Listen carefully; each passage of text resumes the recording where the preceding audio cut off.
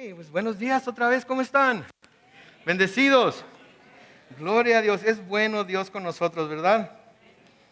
Y para siempre es su misericordia y por eso le amamos y por eso confiamos en Él y por eso no nos desesperamos cuando las cosas difíciles vienen. Por eso seguimos cantando y seguimos adorándole, porque Él es digno en medio de todo lo que está pasando de cantarle y adorarle. Muy bien, pues sean todos bienvenidos una vez más. Por favor, les pido que abran su Biblia al capítulo 5 del Evangelio según San Marcos. El capítulo 5 del Evangelio según San Marcos. Para los que no estuvieron con nosotros el martes, pues se perdieron de estudiar el final del capítulo 3 y el capítulo 4 de San Marcos con nosotros. Tuvimos que hacerlo para poder ponernos al corriente en donde debemos ir. Pero pueden ir a YouTube, pueden ir a Vimeo, pueden ir a Facebook. En todos esos lugares está puesto el mensaje y así es que para que se pongan al corriente. Pero lo que vamos a ver en Marcos hoy y lo que vamos a seguir viendo más adelante, muchas de las cosas son parecidas unas con otras. Porque como ya me has dicho, el libro de Marcos es un evangelio en el cual Marcos está constantemente recordándonos las cosas, las grandiosas cosas que Jesús hizo y cómo esto atrajo a tanta gente e hizo a mucha gente que llevara el mensaje de Jesucristo a otras partes. Entonces hoy estamos en el capítulo 5 del evangelio según San Marcos. Ahora, si nos acordamos de lo que ha pasado hasta aquí en el capítulo 4, sabemos que en el capítulo 4 el Señor Jesucristo les dijo a sus discípulos que iban a pasar a la otra orilla del lago de Galilea. Mientras están pasando de una orilla al otro lado del lago de Galilea, nos acordamos que cayó una terrible tormenta sobre ellos, tanto que ellos se llenaron de temor. Ahora, si ustedes nunca han estado en el lago de Galilea, bueno, pues como el mismo nombre lo dice, es un lago. Normalmente no hay olas, normalmente no hay muchos vientos. El agua está no cristalina en el sentido de que se puede ver a través de ella, sino que parece cristal por lo calmada que está.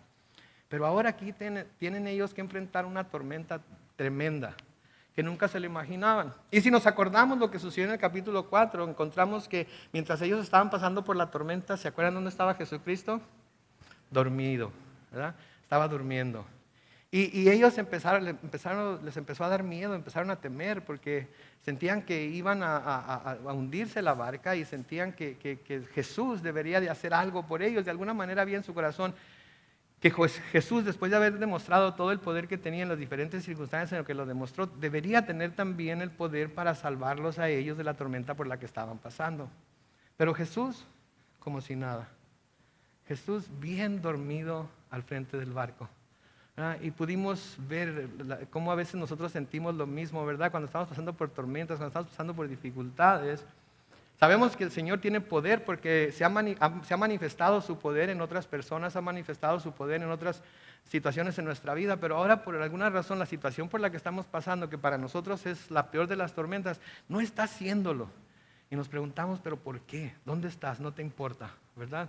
Bueno, pues sabemos por lo que leímos la semana pasada que sí le importaba, pero quería que ellos entendieran algo acerca de quién era Él y acerca de tener fe en Él. Y no solamente tener fe en Él y creer en Él, sino creerle a Él. Porque Él les había dicho, vamos al otro lado.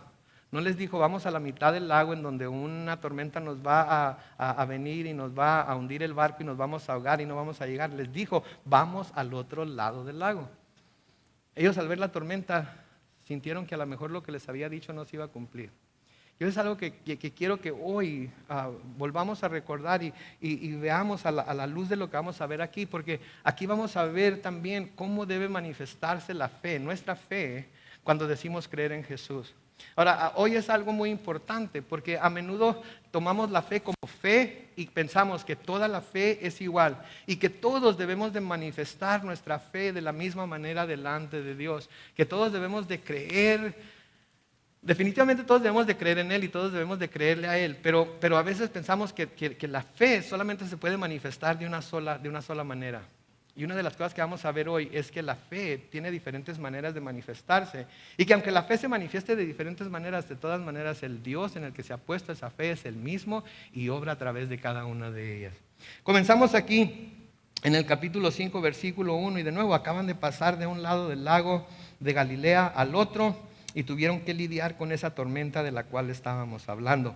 Y en el versículo 1 se nos dice que llegaron al otro lado del lago, a la región de los Gerasenos, dice la Reina Valera contemporánea, puede decir Gadarenos en la Reina Valera 1965. Y noten lo que dice aquí: y en cuanto Jesús salió de la barca, se le acercó un hombre que tenía un espíritu impuro.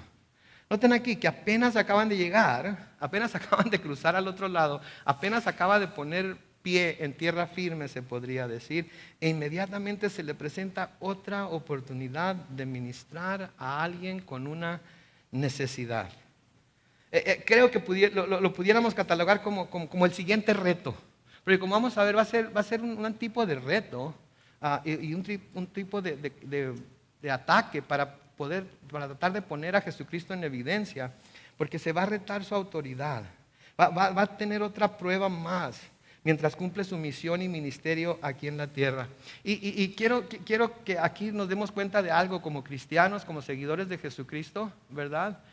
Que a menudo nosotros pasamos por pruebas, ¿verdad? Pasamos por dificultades, ataques de Satanás, etcétera, etcétera, etcétera, lo que podemos llamar como lo queramos llamar. Y acabamos de pasar por una tormenta y salimos del otro lado y sentimos que salimos bien y hasta parece, hay un sentir de que vamos a poder descansar. Y luego, ¿qué sucede? Oh my goodness, estábamos completamente equivocados, ¿verdad? Estábamos completamente equivocados.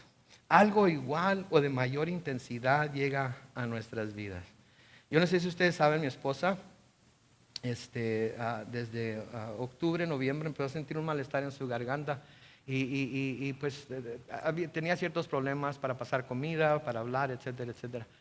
Y fuimos con el doctor y le dijeron que le iban a hacer unos estudios y que le iban a hacer unas biopsias.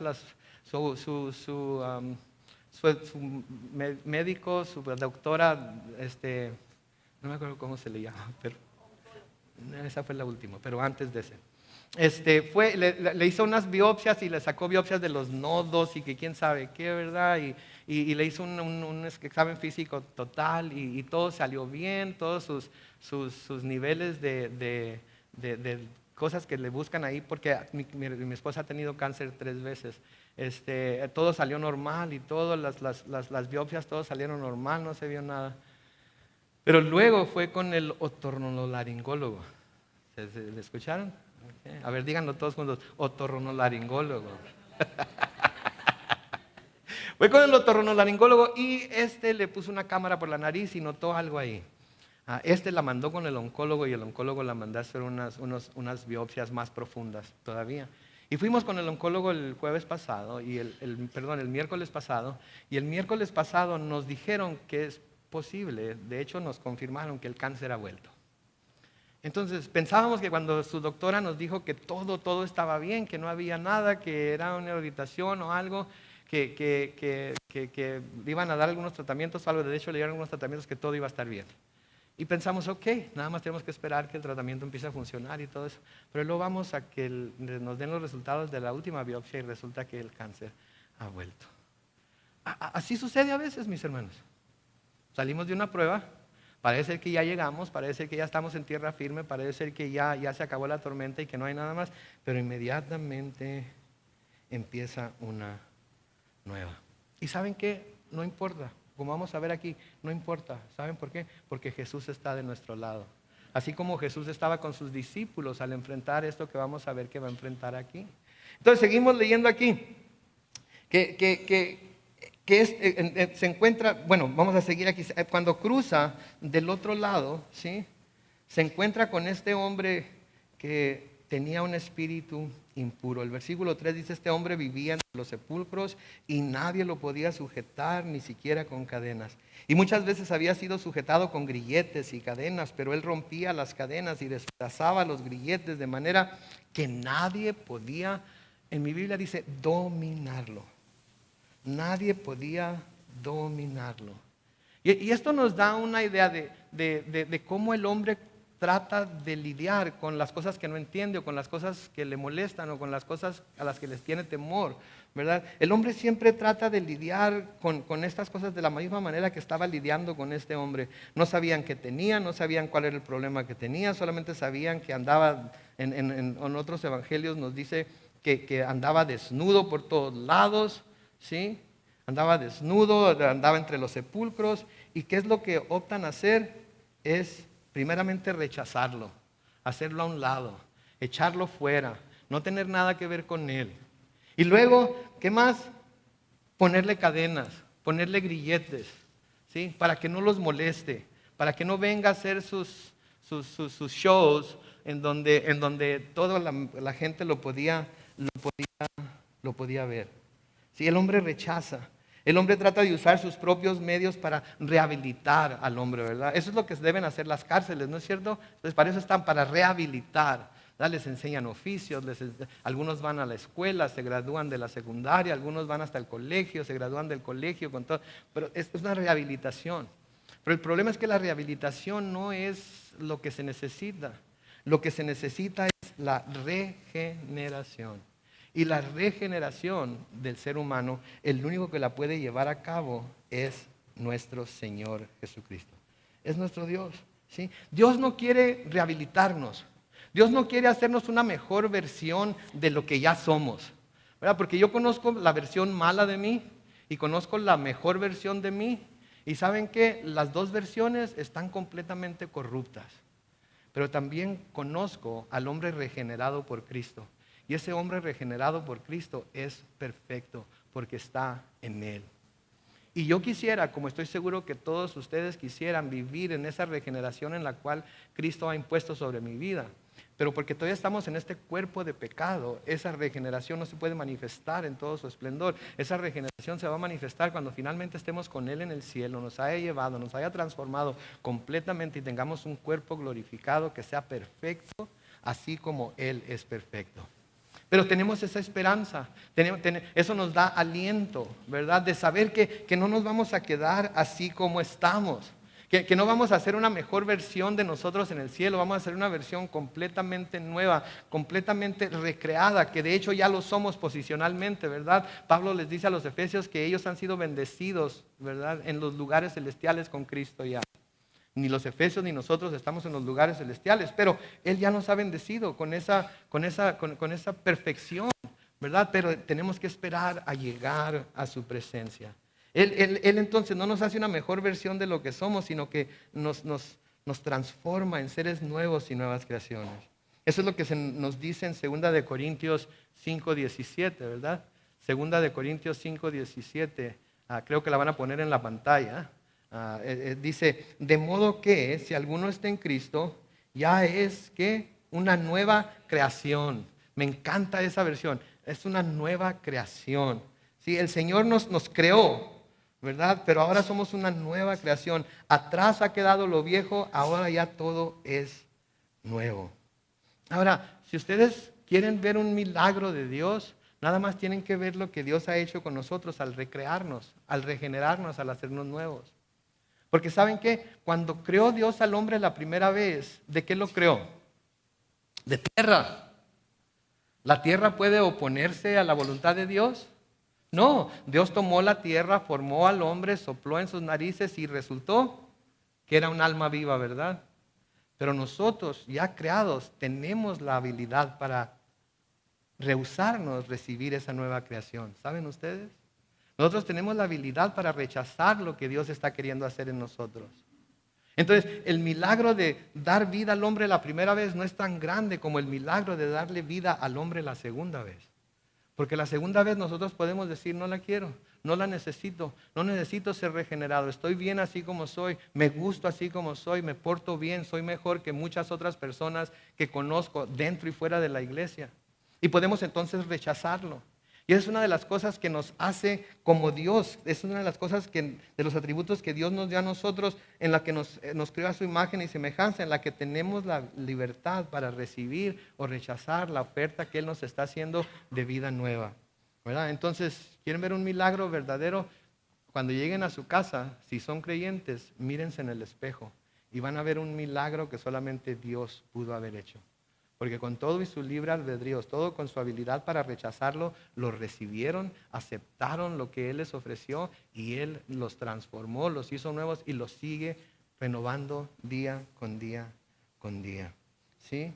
Entonces, Dios no trata de hacernos mejores, Dios nos renueva, Dios nos hace nuevos. Y ese es algo también, es una gran esperanza que tenemos en Él.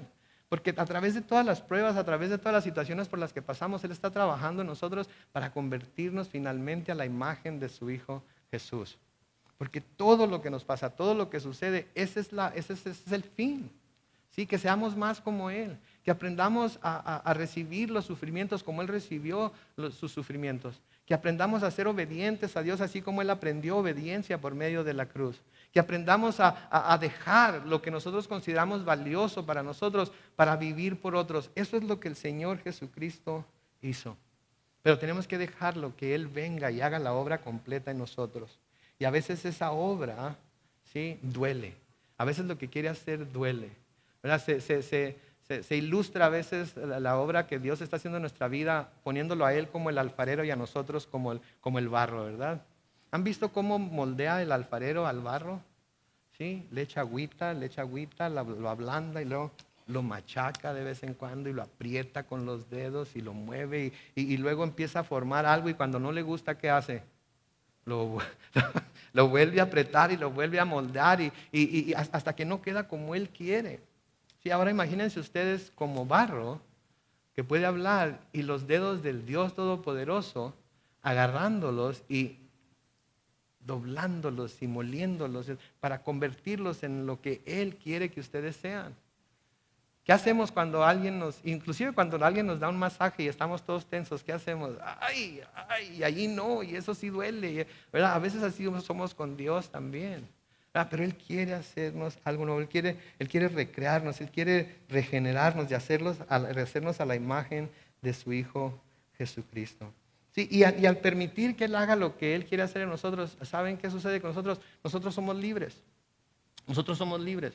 Somos libres de preocupación, somos libres de ansiedad, somos libres de depresión, somos libres para poder hacer lo que el Señor nos ha llamado a hacer aún en medio de las pruebas, aún en medio de las dificultades. Somos libres. ¿Por qué? Porque Juan nos dice en Juan 8:36, así que si el Hijo los liberta, ¿serán qué? Verdaderamente libres. Es algo que tenemos que adoptar y reconocer nosotros hoy. Somos libres. No importa por qué prueba estemos pasando, no importa qué tan difícil sea el camino, no importa qué tan alta sea la montaña, no importa qué tan profundo el río que estamos atravesando, somos libres en Cristo. Y porque tenemos esa libertad, podemos seguir adelante con nuestras vidas hasta donde Él nos lleve y tan profundo como Él nos quiera llevar, porque no le hace que tan profundo nos lleve. Cantábamos ahorita, ¿verdad? Y me llamas a lo profundo. Entre más nos profundizamos en Él, más nos profundizamos en su amor y nos damos cuenta que en realidad no hay nada que nos pueda apartar del amor de Dios que es en Cristo Jesús, Señor nuestro. ¿Verdad? Porque Él nos da la fortaleza, ¿verdad? Así que si el Hijo los liberta, serán verdaderamente libres. Hemos sido salvos de la paga del pecado. Un día seremos salvos de la presencia del pecado. Estamos constantemente siendo salvos del poder del pecado. Hemos sido libres de todas las cosas que nos tenían atados aquí a la tierra. Y ahora podemos servir a Dios con todo nuestro corazón, alma, con todas nuestras fuerzas. Amén. Noten lo que dice en los versículos 5 al 7. Este hombre andaba de día y de noche por los montes y los sepulcros, gritando y lastimándose con las piedras. Pero al ver a Jesús de lejos, corrió para arrodillarse delante de Él y a voz en cuello le dijo: Jesús, Hijo del Dios Altísimo.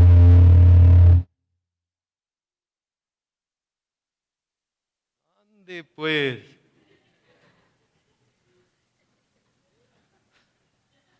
Oh my goodness. No pensé que iba a pasar eso. Pero ¿saben qué? Yo creo que así se escuchó. Dice a voz de cuello, ¿no? Oh my gosh. Jesús, Hijo del Dios Altísimo, ¿qué tienes que ver conmigo? Y luego le dice: yo te ruego por Dios que no me atormentes. Noten que aparte de saber quién era Jesús, el espíritu inmundo usa el nombre de Dios para tratar de conjurar a Jesús para que no le haga nada. ¿Se dan cuenta ustedes de eso? Hemos visto ya anteriormente, ¿verdad?, que los demonios no solamente creen en Dios, sino que creen en Dios y tiemblan. Sí, los demonios saben quién es Dios, los demonios saben quién quién es Jesucristo. Pero aquí el mismo demonio usa el nombre de Dios para tratar de conjurar a Jesús para que no le haga nada. Y al hacer esto está también reconociendo el demonio, este espíritu inmundo, que Jesús tiene autoridad sobre él. Y Jesús tiene autoridad sobre todo demonio que Satanás quiera usar para atormentarnos, que Satanás quiera usar para atacarnos, que Satanás quiera venir a usar para desalentarnos, que Satanás envíe para tratar de hacernos que nos desesperemos con Dios y dejemos los caminos de Dios para poner delante de nosotros para que le pongamos mayor atención a las situaciones que estamos pasando que al Dios que nos salvó y nos regeneró. ¿Sí? Entonces, Jesús tiene autoridad sobre todo demonio. Jesús tiene autoridad sobre Satanás. Jesús puede enviar legiones de demonios, Satanás puede enviar legiones de demonios y no hay nada que esos demonios nos puedan hacer, porque nuestro Señor Jesucristo tiene autoridad sobre todos ellos. Pablo les escribe a los Efesios, en Efesios capítulo 1, los versículos 18 al 23. Noten lo que dice ahí. Pido también que Dios les dé la luz necesaria para que sepan cuál es la esperanza a la cual nos ha llamado. ¿Cuáles son las riquezas de la gloria de su herencia? Noten, en los santos. ¿Y cuál la supereminente grandeza de su poder para con nosotros? Los que creemos, según la acción de su fuerza poderosa. Versículo 20 dice, la cual operó en Cristo y lo resucitó de entre los muertos y lo sentó a su derecha en los lugares celestiales. Muy por encima de todo, noten, principado, autoridad, poder y señorío, y por encima de todo nombre que se nombra, no solo en este tiempo, sino también en el venidero. Dios sometió todas las cosas bajo sus pies y lo dio a la iglesia como cabeza de todo, pues la iglesia es su cuerpo, la plenitud de aquel que todo lo llena a plenitud. ¿Se fijan? Él tiene poder sobre todos ellos. Él es la cabeza de la iglesia. Cuando oigo que todo lo puso bajo sus pies y que Él es la cabeza de la iglesia y que nosotros somos su cuerpo, ¿saben qué? Me dan ganas de ser el pie. Le pido a Dios, Señor, hazme el pie, ¿verdad? Porque con el pie es con lo que Jesús aplasta a los demonios, ¿verdad? Y yo le digo, Señor, hazme un pie. Cuando Satanás venga y me ataque con sus demonios, cuando Satanás mande legiones de demonios a tratar de atacarme, a tratar de desalentarme, a tratar de hacerme pensar menos de ti, a tratar de hacer que mi fe falle, que mi fe se debilite, ¿sabes qué? Hazme tu pie, ponme en tu cuerpo y hazme el pie para poder levantarme y aplastarlo de un solo pisotón. Yo colecciono botes de aluminio y ¿saben qué me encanta hacer? Aplastarlos. Pero me encanta aplastarlos así que queden todos así, que no se enchuequen, que queden derechitos hacia abajo, ¿verdad? Y cuando yo leo esto, yo digo, ¿sabes qué, Señor? Hazme tu pie para cuando Satanás quiera venir a atacarme y me mande sus demonios, yo les ponga el talón encima y quede completamente planchado, completamente deshecho. ¿Saben qué? Ese es el poder que tenemos en Cristo Jesús, mis hermanos. Por eso no debemos vivir derrotados, por eso no debemos vivir preocupados, por eso no debemos vivir como el resto del mundo que no tiene esperanza. Ahora, no andamos todos contentos y chachalacos, como dice mi mamá, cuando algo malo pasa en nuestras vidas, de ninguna manera, pero no perdemos la esperanza, ¿sí? No nos agüitamos, como dice mi papá. De vez en cuando lloramos, de vez en cuando clamamos a Dios con dolor y todo lo demás, pero vivimos de todas maneras yendo, como nos dice la palabra de Dios, de triunfo en triunfo y en victoria, porque Él ya ganó la victoria para nosotros. ¿Sí? Entonces es importante que veamos eso. Noten ahí el versículo 8 y 9 dice, y es que Jesús le había dicho, espíritu impuro, deja a este hombre. Y Jesús le preguntó, ¿cómo te llamas? Y él respondió, me llamo Legión porque somos muchos. Ahora, un dato interesante aquí, una legión de soldados romanos consistía de 6,000 soldados. Querría decir entonces que si lo que este demonio está diciendo es verdad, entonces el demonio que está hablando estaba acompañado de otros 5,999 demonios, ¿verdad? Pero vamos a recordar algo, que Satanás es un que desde el principio, mentiroso desde el principio, y es padre de mentiras, ¿sí? Es padre de mentiras. Y Satanás no puede leer la mente de Dios, ¿sí? aunque lo conozca y sepa su poder, no puede leer la mente de Dios. Entonces, si este hombre en realidad estaba poseído por 6,000 demonios o no, yo no me voy a poner aquí a decirles de alguna manera especular que eran 6,000 demonios o no. Él dice que era una legión, ¿sí? El Señor dejó que Marcos lo escribiera como una legión, lo vamos a dejar como que era una legión. Lo que sí sabemos que cuando el Señor expulsó a los demonios había 2,000 cerdos por ahí, ¿verdad?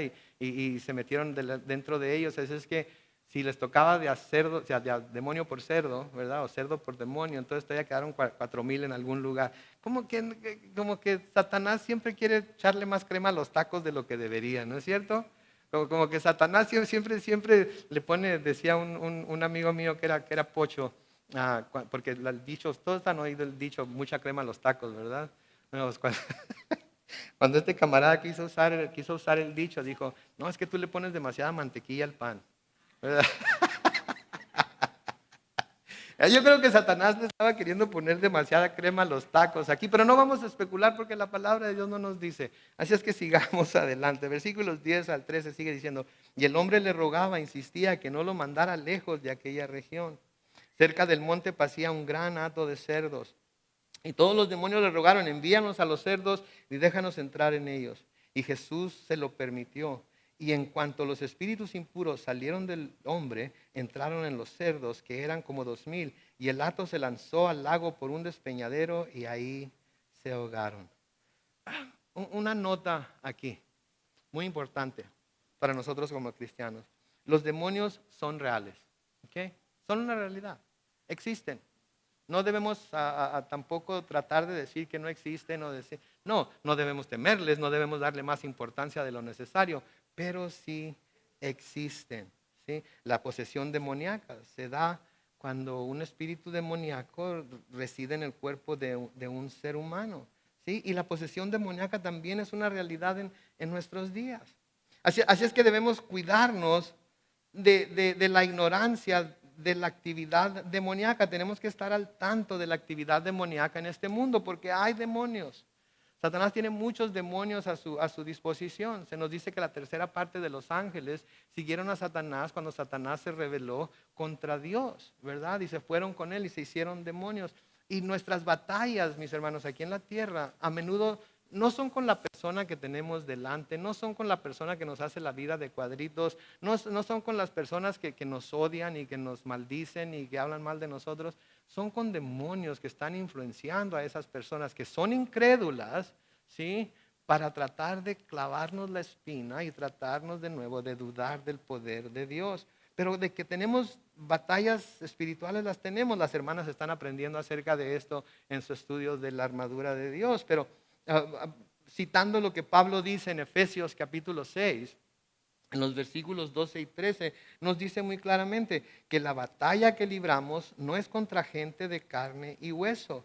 Noten, sino contra principados y potestades, contra los que gobiernan las tinieblas de este mundo, contra huestes espirituales de maldad en las regiones celestes. Versículo 13 dice, por lo tanto, echen mano de toda la armadura de Dios, para que cuando llegue el día malo puedan resistir hasta el fin y permanecer firmes. Fíjense, entonces sí hay actividad demoníaca. Satanás tiene sus ejércitos, Satanás tiene sus legiones, pero Jesús está con nosotros. El Dios creador de cielos y tierra está de nuestra parte. Y si Él es por nosotros, ¿quién contra nosotros? Entonces debemos reconocer la veracidad de la actividad demoníaca, pero como cristianos no debemos dejar no debemos sobreenfatizar esta actividad demoníaca, porque no todo lo malo que pasa se puede o debe atribuir a los espíritus. Si hay mucha gente que todo lo malo que pasa es el espíritu de algo, ¿sí? Hace algunos años nos reuníamos allá en el Salón 202. Sí, y en el Salón 202 está más pequeño, que aquí está más oscuro, etcétera, etcétera. Y no sé por qué, a lo mejor allá yo era más aburrido, aquí no lo noto tanto, pero allá sí notaba que que algunos se quedaban dormidos, estaban cabeceando, ¿verdad? Me acuerdo que llegó una señora una vez y le dijo a uno de los sugieres ahí que deberíamos de orar por aquel lugar porque había un espíritu de sueño ahí. ¿verdad? Ahora, yo no sé, pero yo al espíritu del sueño le llamo cansancio, ¿sí? O flojera, ¿sí? El espíritu del tabaquismo, el espíritu de esto, el espíritu de aquello. No, no, no, mis hermanos, no todo es un espíritu. Sí, recuerden que vivimos también en un cuerpo caído, que le gusta el pecado, que está vendido al pecado. Entonces, aun cuando Satanás sí es real y sus demonios también son reales, de todas maneras no debemos de sobreenfatizar esa actividad demoníaca. ¿Sí? Como cristianos no debemos dejar que los espíritus demoníacos nos engañen o nos intimiden, que no debemos dejar que nos aten con el temor o la incredulidad. Porque debemos recordar lo que Pablo les dice a los colosenses en Colosenses capítulo 1, los versículos 9 al 14. Noten lo que les dice ahí. Por eso nosotros, desde el día que lo supimos, no cesamos de orar por ustedes y de pedir que Dios los llene del conocimiento de su voluntad en toda sabiduría e inteligencia espiritual. Noten que la vida espiritual no es una vida en la que la inteligencia no se use. Hay inteligencia espiritual. Versículo 10 sigue diciendo, para que vivan como es digno del Señor, es decir, siempre haciendo todo lo que a Él le agrada, produciendo los frutos de toda buena obra y creciendo en el conocimiento de Dios. Todo esto, dice el versículo 11, fortalecidos con todo poder conforme al dominio de su gloria, para que puedan soportarlo todo con mucha paciencia, así con gran gozo darán las gracias al Padre que nos hizo aptos para participar de la herencia de los santos en luz. Y que también, noten, nos ha librado del poder de la oscuridad y nos ha trasladado al reino de su amado Hijo, en quien tenemos redención por su sangre, el perdón de sus pecados. Miren, nosotros ya somos parte del reino de Dios. ¿Ustedes creen que Dios va a dejar que los demonios invadan su reino y tomen cautivo a uno de sus hijos? Por favor, no. Juan nos dice en primera de Juan, capítulo 4 y el versículo 4, hijitos, ustedes son de Dios y han vencido a esos falsos profetas. Noten lo que dice, la razón por la que los han vencido, porque mayor es el que está en ustedes que el que está en el mundo. Mayor es el que está en nosotros. ¿De quién está hablando? El Espíritu Santo. El que está en el mundo, ¿quién es? Satanás y todos aquellos que siguen a Satanás y obedecen a Satanás y sirven a Satanás. El Espíritu Santo de Dios es mayor en nosotros que todas esas cosas. En 1 Corintios 3:16, Pablo dice, ¿no saben que ustedes son el templo de Dios y que el Espíritu de Dios habita en ustedes? Entonces, si el Espíritu Santo habita en nosotros, para que un espíritu maligno se meta, ¿qué tendría que suceder? Tendría que poder vencer al Espíritu Santo. ¿Ustedes creen que un espíritu de Satanás pueda vencer al Espíritu Santo? Para nada. ¿Ustedes creen que el Espíritu Santo se va a salir corriendo y va a decir, ok, llévatelo al cabo que mi caso me hace? No, no, ¿verdad? Entonces no debemos de sobreenfatizar esas cosas.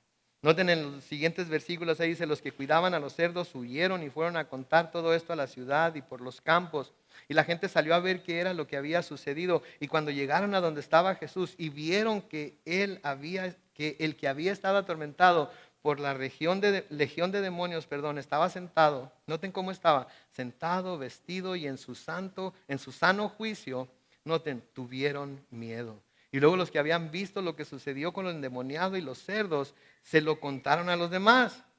Y noten lo que hicieron, comenzaron a rogarle a Jesús que se fuera de sus contornos. Habían estado luchando con este hombre, habían estado luchando porque este hombre estaba poseído por los demonios, habían tenido el problema de tener que mantenerlo alejado de la ciudad, de tener que ponerle cadenas, de tener que ponerle grilletes en las muñecas y en los tobillos.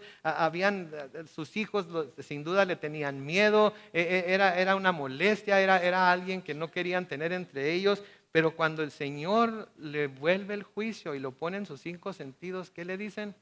Vete de aquí. Vete de aquí. No te queremos ver aquí. ¿Sí? No queremos tener nada que ver contigo. Yo creo que esto es algo curioso, ¿sí? Porque aquí está un hombre que sin duda ellos conocían de nuevo, ¿sí? Y cuando el Señor lo libera, en lugar de regocijarse porque es liberado, en lugar de regocijarse porque ahora es salvo, echan afuera a Jesús, ¿sí? Es algo curioso. El mundo está completamente de cabeza, ¿no creen ustedes? Lo que es bueno lo llaman malo, lo que es malo lo llaman bueno. Isaías nos dice que cuidado cuando hay hombres que a lo bueno lo llaman malo y lo malo lo llaman bueno. Pero eso es lo que está pasando en nuestros tiempos. Y no te tengo este dato para que lo mediten. En nuestra sociedad está prohibido que los niños lean la Biblia aquí en las escuelas. Está prohibido. Al menos que sea que el niño quiera traer su Biblia y la lea por sí mismo. Está prohibido. Los maestros no pueden hablar de la Biblia, no pueden hablar de religión, no pueden hablar de Jesús, no pueden hablar de nada de eso. Pero ¿saben qué es lo curioso? Que en las cárceles sí les permiten leer la Biblia. En las cárceles sí permiten que vayan pastores y hagan estudios bíblicos. Y yo diría que si fuera al revés, ¿verdad? Habría más gente en las escuelas y menos gente en las cárceles. Pero así es como Satanás hace las cosas. En las escuelas, no. ¿Cómo les van a enseñar a honrar a su padre y a su madre?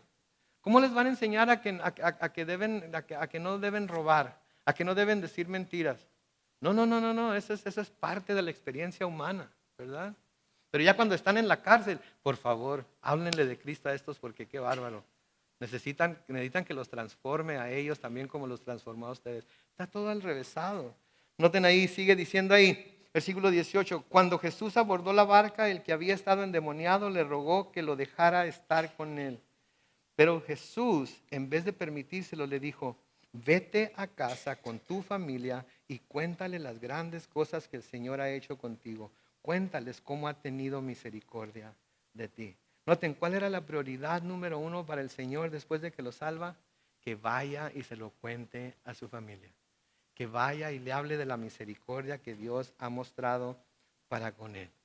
Que vaya y le diga a su familia, mira, tú sabes cómo me encontraba yo. Y mira ahora lo que Cristo ha hecho conmigo. Y sigue trabajando en mí, y sigue ayudándome, y sigue haciendo cambios en mí, y sigue transformándome en lo que Él quiere que sea. Y eso es lo único que tenemos que hacer. No tenemos que irnos de misioneros, no tenemos que ir a hacernos pastores o a hacernos evangelistas. No, tenemos que ir a decirle a nuestra familia primero y luego a todo el mundo sobre que tenemos influencias lo que el Señor ha hecho por nosotros. ¿Sí? Versículo 20 dice, el hombre se fue y en Decápolis comenzó a contar las grandes cosas que Jesús había hecho con él. Noten, y todos se quedaron asombrados. ¿Sí? Ahora, los versículos 21 y siguientes, vamos a ver dos casos en los que Jesús también muestra su poder, pero ahora sobre las enfermedades. Noten ahí, versículo 21 de Marcos 4, dice, Jesús regresó en una barca a la otra orilla y como una gran multitud se reunió alrededor de él, decidió quedarse en la orilla del lago. Y entonces vino Jairo, que era uno de los jefes de la sinagoga, y cuando lo vio se arrojó a sus pies y le rogó con mucha insistencia, ven que mi hija está agonizando, o sea que estaba muriéndose. ¿Sí? Pon tus manos sobre ella para que sane y siga con vida. Lucas nos dice que su hija era única, que era la única hija que tenía y que tenía como 12 años. Más adelante también se nos dice que tenía como 12 años. Pero noten, este hombre Jairo era uno de los principales de la sinagoga, que bien pudo haber sido uno de los que antes lo acusaban de no cumplir con la ley del día de reposo. ¿Se acuerdan? Lo vimos en el capítulo 3. Que en la sinagoga lo acusaban por sanar en el día de reposo, los principales lo acusaban porque sus discípulos iban cosechando granos de trigo para comer, pero ahora tiene una necesidad personal por la enfermedad de su hija, ¿y qué hace? Busca al Señor. Va con el Señor y le dice que vaya a su casa, le implora que vaya a su casa, noten, a imponer las manos sobre ella para que fuera sanada, ¿sí? Esto nos dice que de alguna manera Jairo había empezado a tener fe en Jesús y en quién Jesús era. Algo había sido movido en él que le había empezado a despertar esa fe. ¿Sí? Y a menudo, ¿saben qué tiene que suceder? A menudo tiene que llegar alguna crisis a la vida de las personas para que tengan que buscar a Jesucristo. ¿Verdad? A menudo tiene que llegar una crisis de esta índole para que las personas vayan a buscar a Jesucristo. Y ¿saben qué? Está bien. Dios puede usar lo que Él quiera usar para traer a la gente a los pies de Cristo. Y a veces eso es lo que se necesita. Y si eso es lo que se necesita, Dios sabe mejor que nosotros, ¿no es cierto?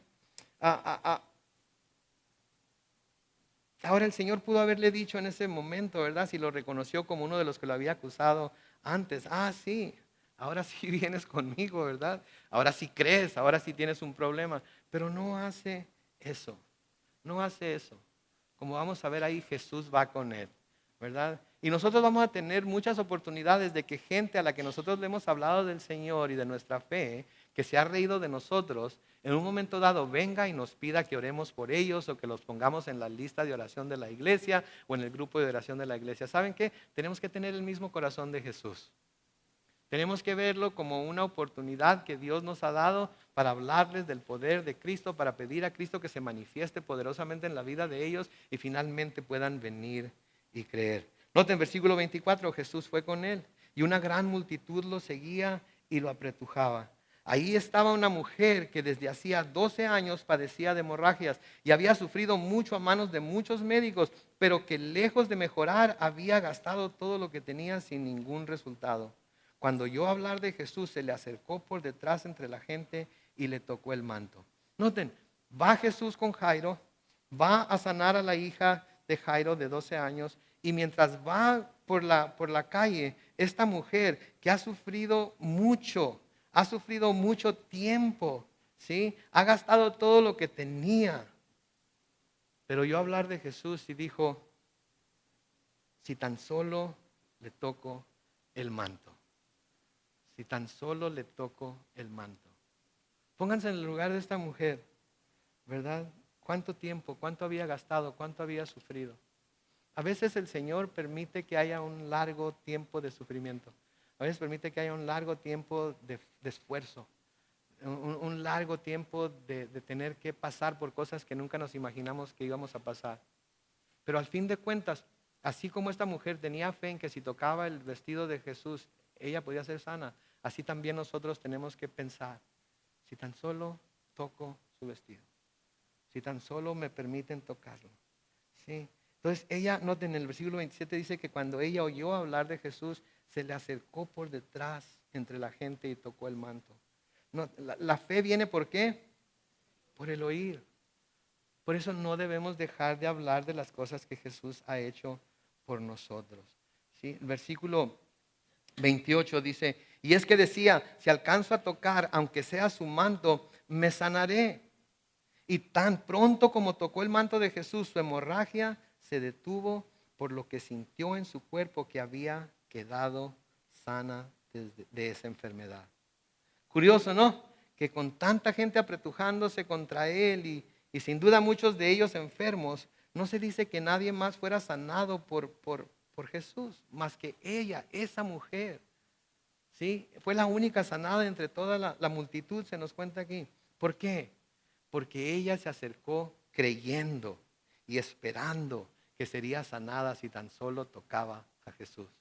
Se acercó con una expectación de que iba a suceder, con fe de que esto podía suceder. Y así es como nos debemos acercar nosotros a Dios también cuando necesitamos algo de Él, con fe, creyendo que lo que estamos pidiendo lo vamos a recibir.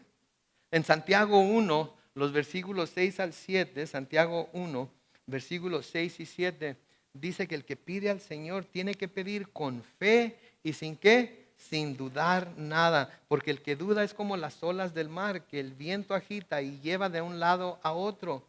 Quien sea así, no piense que recibirá del Señor cosa alguna. No piensen que recibirá del Señor cosa alguna. Versículo 30 sigue diciendo, Jesús se dio cuenta enseguida de que de él había salido poder, pero se volvió a la multitud y preguntó, ¿quién ha tocado mis vestidos? Sus discípulos le dijeron, ¿estás viendo que la multitud te apretuja y preguntas, ¿quién me ha tocado? Pero Jesús seguía mirando a su alrededor para ver quién había hecho eso. Entonces la mujer que sabía lo que en ella había ocurrido, con temor y temblor se acercó, arrodillándose delante de él, le dijo toda la verdad. Noten, confesó delante de todos los que estaban ahí que ella lo había tocado. Y luego, ¿cuál es la respuesta de Jesús cuando le dice que ella lo tocó? Jesús le dijo, hija, por tu fe has sido sanada. Ve en paz y queda sana de tu enfermedad. ¿Qué creen que sucedió con todos los que estaban a su alrededor? Cuando dijo, hey, alguien me tocó y sentí que poder salió de mí. Y todos están, ¿cómo que quién te tocó? Hay un montón de gente aquí, ¿quieres que te digamos quién te tocó? Y luego la mujer le dice, yo te toqué y he sido sanada de mi enfermedad. ¿Se imaginan lo que pasó con los que estaban allá alrededor? Quizás muchos de ellos la conocían, quizás muchos de ellos sabían quién era. Y ahora escuchan de la boca de Jesús que por haber tocado su manto, ella es sana. Oh, el poder, de nuevo, de decir lo que Jesús ha hecho por nosotros, de decir lo que Jesús ha hecho en nosotros. ¿Sí? Yo no sé qué está haciendo Jesús en su vida ahorita, yo no sé qué está haciendo Jesús en su vida ahorita que está escuchando esto, o de qué lo está haciendo recordar que Él ha hecho. ¿Sabe qué? Si Él le recordó de algo que ha hecho en su vida, de algo que ha marcado su vida, en lo que le puede dar gloria a Dios, no deje que pase esta semana sin decírselo a alguien. Porque quizás eso es lo que esa persona está esperando para oír. Y luego noten lo que dice aquí en el versículo 35. Todavía estaba él hablando cuando de la casa del jefe de la sinagoga vinieron a decirle, ya no molestes al maestro. ¿Qué le dicen? Tu hija ha muerto. Pero Jesús, que oyó lo que decían, le dijo al jefe de la sinagoga, no temas, solo debes creer. Qué palabras tan llenas de esperanza aquí.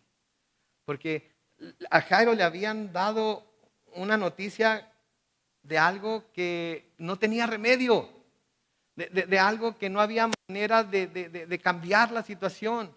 Le dijeron, no molestes ya al maestro, tu hija ha muerto, mejor déjalo que siga haciendo su trabajo, déjalo que se vaya y haga lo que ahora tiene que hacer. Y el Señor Jesús se detiene y le dice, no temas, solo debes creer.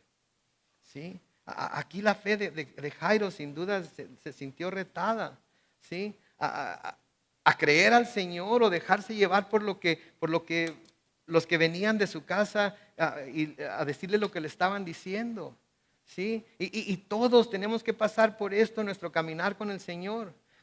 Cuando llegamos a momentos como estos, tenemos que decidir si vamos a creer lo que las circunstancias nos dicen que está pasando, o si vamos a creer que el Señor puede obrar en nuestra vida a pesar de lo que las circunstancias nos están diciendo. Y aquí es en donde nuestra fe se prueba. Aquí es en donde nuestra fe es puesta en el fuego. Y aquí es en donde nuestra fe, como el oro, es probada con esa prueba de fuego que o se mancha, o se quema, o se deshace, o se mantiene pura. ¿Sí? Las circunstancias nos están diciendo algo que no hay duda que es cierto. Pero Dios nos está diciendo, no temas, solo tienes que creer. Mis hermanos, yo no sé qué están enfrentando ustedes ahorita, pero ¿saben qué? No teman. Solo tienen que creer. Pongan su confianza en Dios. Pongan su confianza en el Señor, porque noten lo que sucede. Y con la excepción de Pedro, Jacobo y Juan, el hermano de Jacobo, no permitió que nadie más lo acompañara. Versículo 38. Cuando llegó a la casa del jefe de la sinagoga, vio mucho alboroto y gente que lloraba y lamentaba. Y al entrar les dijo, ¿a qué viene tanto llanto y alboroto? Y luego noten lo que les dice. La niña no está muerta, sino dormida. La gente se burlaba de él, pero él ordenó que todos salieran. Tomó luego al padre y a la madre de la niña y los que estaban con él y entró a donde estaba la niña. Y Jesús la tomó de la mano y le dijo, Talita, cumi. Es decir, a ti niña te digo, levántate. Enseguida la niña que tenía 12 años se levantó y comenzó a caminar. Y la gente se quedó llena de asombro. Pero Jesús les insistió mucho que no dijeran nada a nadie lo que había ocurrido. Y les mandó, noten, que dieran de comer a la niña. ¿Qué pasó? La niña fue resucitada. La niña sanó. ¿Por qué? Porque aun cuando al padre de la niña le dijeron, ya no molestes al maestro, déjalo en paz, ¿sí? Él hizo caso a lo que el Señor le dijo, no temas, solo cree. Y eso es lo que nosotros debemos hacer. No temer, sino creer que el Señor es poderoso sobre todas las cosas y cualquier cosa que estemos pasando. Ahora, quiero que noten dos cosas aquí. Dos maneras en las cuales se manifestó la fe. Una, la de Jairo. ¿Qué quería Jairo que Jesucristo hiciera? Que fuera a su casa y le impusiera las manos. ¿verdad? Quiere decir esto entonces que Jesús, para poder sanar, tiene que imponer las manos, ¿verdad? No, porque ¿cuál fue la fe que se manifestó en esta mujer? Si tan solo toco yo el borde de su manto, seré sana. ¿Se fijan las dos maneras de manifestar esa fe? Uno, yo quiero que Jesús me toque. Otro, con que tan solo toque el borde de su manto. ¿Se acuerdan de aquel centurión romano que tenía un siervo enfermo y fue y le dijo a Jesús que por favor que por favor lo sanara? Y el Señor le dijo, vamos a tu casa. ¿Se acuerdan lo que les dijo el centurión romano? No es necesario que vayas, tan solo di la palabra y él será sano. Entonces tenemos tres manifestaciones de fe aquí. Una, si me toca. Dos, si yo lo toco. Tres, si tan solo da la palabra. Mis hermanos, no podemos poner a Jesús en una horma que se parece a la nuestra. ¿Sí? Hay gente que tiene esa fe fogosa, ¿no es cierto? Que ora y pide y clama y gloria a Dios por ellos. Pero hay fe que se manifiesta calladamente, buscando que el Señor toque, buscando que el Señor sane. Hay fe que se manifiesta, yo lo quiero tocar. Yo lo quiero tocar a Él. Había un canto que cantábamos allá en la iglesia de Mexicali que iba algo así, no sé si lo saben, se lo saben, cántenlo. Yo anhelo tocar a mi Cristo cuando pase por aquí. Y así tocaré a la gente y sabrán que toqué a Jesús. Mis hermanos, cuando tengan esa necesidad de ser tocados por Él, pues tocarlo a Él, lo único que tienen que hacer es creer. No hay necesidad de que nadie lo declare, no hay necesidad de que nadie lo pronuncie, no hay necesidad de que alguien imponga las manos, no hay necesidad. Lo único que hay necesidad es de creer. Y Dios honra todo tipo de fe. Pero tiene que ser fe. No podemos decir que Dios solamente honra cuando pedimos de cierta forma. Dios es omnipotente.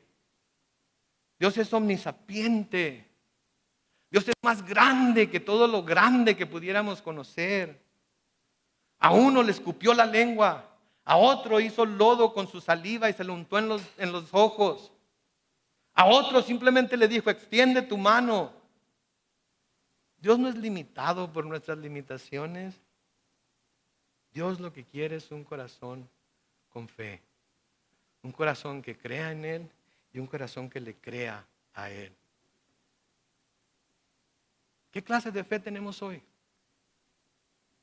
¿Qué clase de fe tenemos hoy? ¿Cuál es la fe que nos va a llevar a caer a los pies de Jesús y decir, Señor, necesito tu toque? O Señor, necesito tocarte. O Señor, necesito escuchar tu voz en mi oído.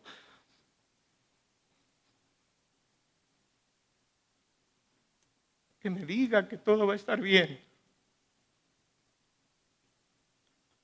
Él es el gran yo soy. Y es el yo soy porque Él es lo que nosotros necesitemos que sea para nosotros hoy. ¿Qué necesitan? Sanidad, fortaleza, liberación, más fe. Vayamos a Él, pero no vayamos dudando. Vayamos creyendo que Él es quien dice ser y Él nos dará todas las cosas. Amén. Oremos.